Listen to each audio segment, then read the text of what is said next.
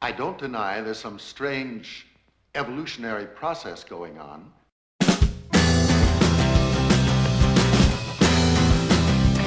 Hello everybody, welcome back to the channel. Welcome to the channel if this is your first time. If it is your first time, please feel free to have a look at the older videos. If you're into book reviews, there's a playlist for it. If you're into, I don't know, the Twilight Zone, there's a playlist for it. But have a look at the playlist anyway, see what grabs you. And subscribe if you like what I do. But yeah, thanks a lot for any returning viewers. I really appreciate it. So this is another book review. So I'm going to do a book review of Adrian Tchaikovsky's Alien Clay.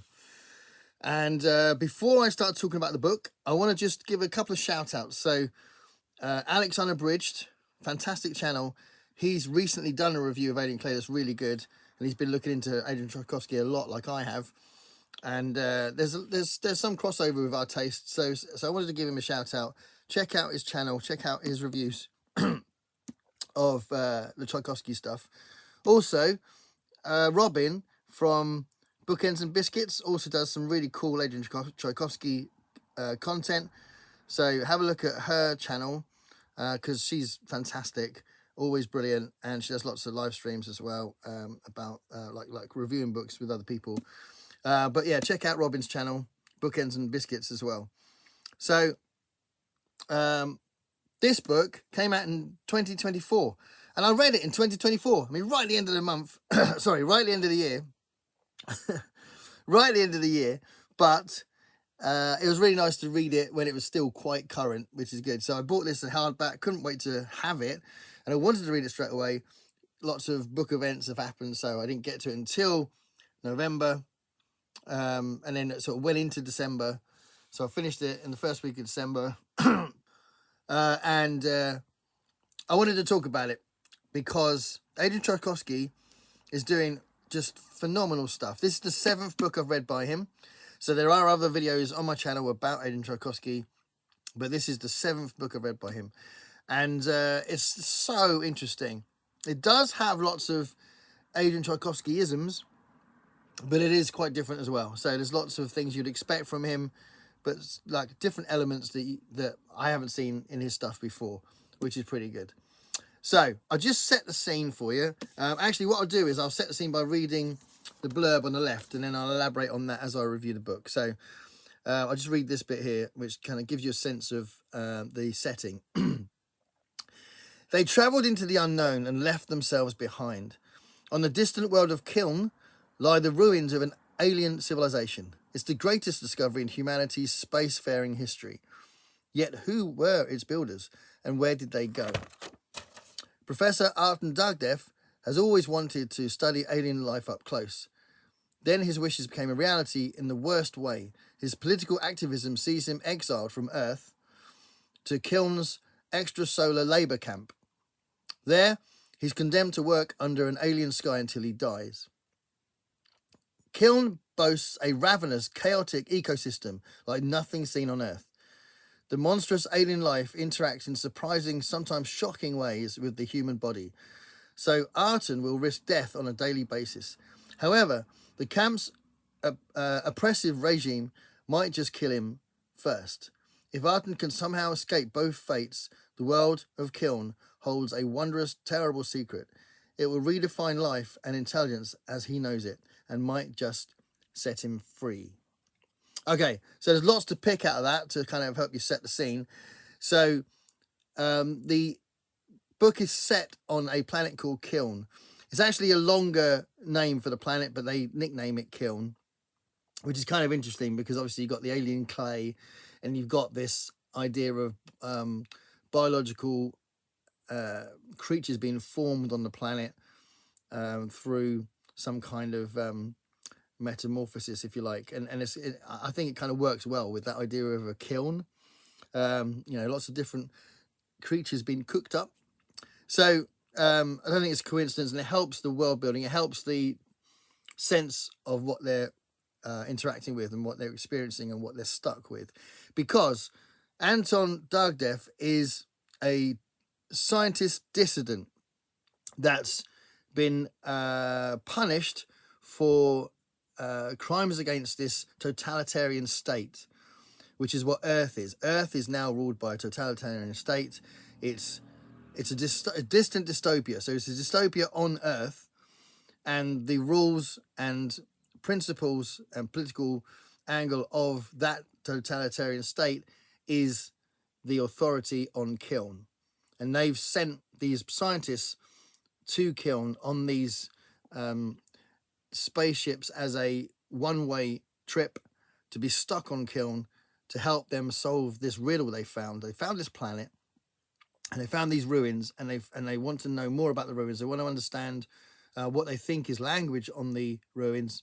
They want to know more about how the creatures were developed on the planet, and who left those ruins, and who were the builders of the planet, right? So that's kind of like an ongoing plot through the book, and Anton is part of this community of people that have been dumped onto this place as part of this labor camp, punished for going against the state, for political activism. And through the book, at the start of the book, actually, the authorities kind of have these sort of meetings with him to say, oh, you're a bit special, we'd like to have you do these different missions for us. But he ends up working in different areas, different kind of job duties, and interacting with different people that have been sent here on Kiln. And that kind of develops the networking that he does, which is really important for the end of the book. But this authoritarian regime is called the Mandate, and the Mandate is built really well in the book. It's established really well, and you get this sort of sense that they've got these very strict rules about what they think is scientifically correct, and these activist scientists have been saying that that's just not true, and that's why they've been punished for it. So all those elements are really well defined in the book, and the political nature of the setting is really, really clear. It's really compelling. It's very interesting, and a little bit different as well for Tchaikovsky. One thing that is not different, which is really explored very well and done in a different kind of way, but you can see it's something that's a bit of a preoccupation for Adrian Tchaikovsky, and that is evolution and the sort of biochemical elements of science fiction. So he loves messing around with different life forms and different evolutionary cycles, and with this one he does a big job of that. So I saw an interview where he said when he was writing this, he wanted to create an ecosystem where these creatures weren't built up from an evolutionary process that we're used to on Earth, so a different kind of thing. And he kind of likened it to Lego, and he said, that there'd be these multiple symbiosis processes going on, so that they'd be all these different animals that were attached in different ways, and they'd be sort of this different creatures will be an amalgamation of other different creatures, and it's a great idea, and that's explored extremely well in this, and it's a big chunk of the middle part of the book where they go out and explore the world, and there's a kind of a horrific nature to that, and it's really tense and gripping, and you've got these two things happening. You've got the tension of the planet itself and the creatures on the planet. You've got this ongoing mystery about what they're trying to discover and explain about the planet. Plus, you've got the political angle with the way he's being treated and the other people are being treated by this regime, the Mandate, which is brilliant. So all three things are working really well together. And also, there's a character called Rasmussen, and she is the first person to have been affected by the planet. So I won't say too much about how she's been affected by the planet, because it'll be too big a spoiler. But ultimately, she's a really interesting character, and quite early on, her sort of first introduction, if you like, is a really brilliant scene. It's one of the best scenes, I think, and she becomes really important as the plot goes on, and the last act of the book, she's key to it. That the last act of the book is just phenomenal. It was so good. The way it ended was so brilliant. But it's not one of those things where the last act saves the book, because it's really good all the way through it. So another thing to say, besides how good the world building is, the pace and the tone of the book is really good. He's such a good writer. He really just draws you in straight away, but keeps you there. And there's no waffle in this at all. So some authors may have added an extra 100 pages, but he didn't do this. This was 370 or something, 380 something. So not enormous, but long enough to really explore the themes and the plot that he's put together for this book. So the other thing I wanted to talk about, which is a really interesting element of this, and I've summarized most of what's really good about the book, but there's a really interesting political angle in the book that I've not seen from him before, and you don't see very often. You can interpret the end of the book in lots of ways, but I think it definitely leans towards a very modern sort of, I don't know, it's like it forces you to think about how you see politics nowadays, and how you see political discourse, and some of the themes that have been coming up in recent political discussions, and some of the cultural wars. And I think, I don't want to say too much, but I think that's an element of this. So you could say that this is about class.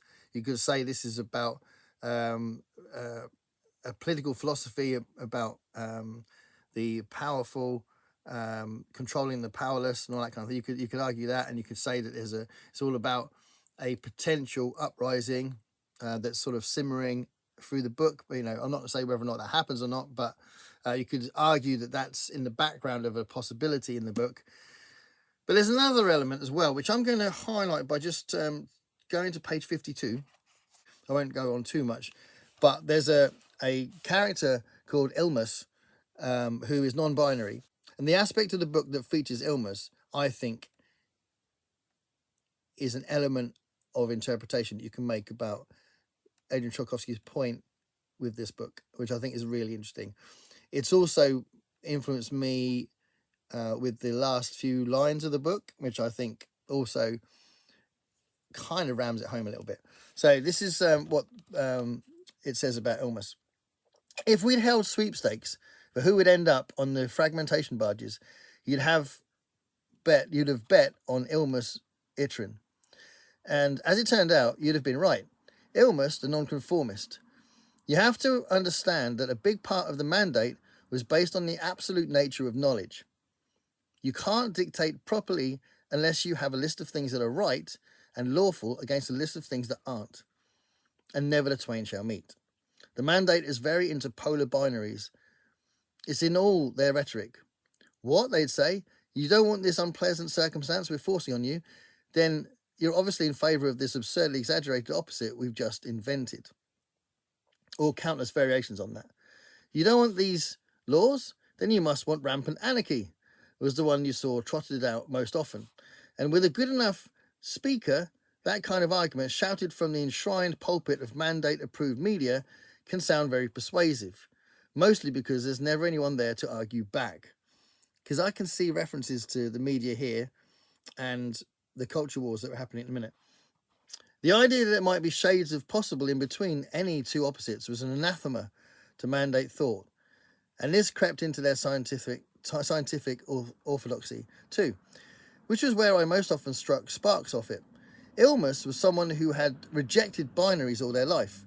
Small wonder they were high on the list when the scholastic purges first came. And there's a little bit of explanation on those scholastic purges as he meets different people. But yeah, the whole sort of aspect of the binary nature of mandate and the mixing that with the chaotic biology of the planet Kiln is really interesting. And I'd just be interested to know, as I speak to people, probably more in real life than in the comments, because you might spoil the book with the comments. But I'd be interested to know how people interpret this, because you can interpret it in so many ways.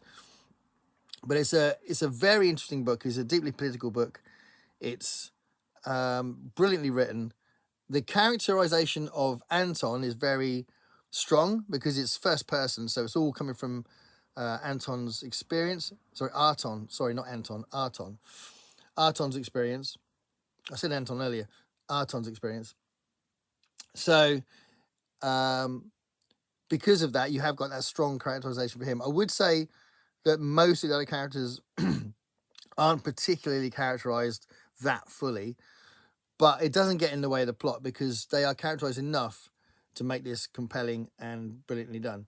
And to be fair, if he'd done more of that, I think it might have dragged a bit, really. I think he did that to keep the pace and to make it a thrilling read as well as an interesting discussion point.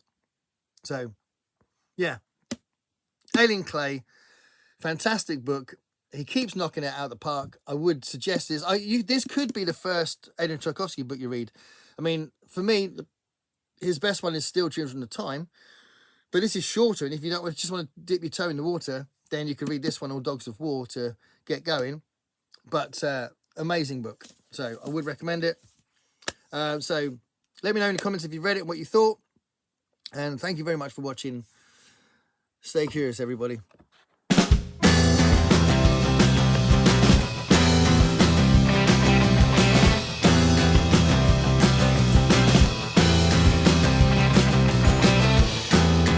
Paint me a picture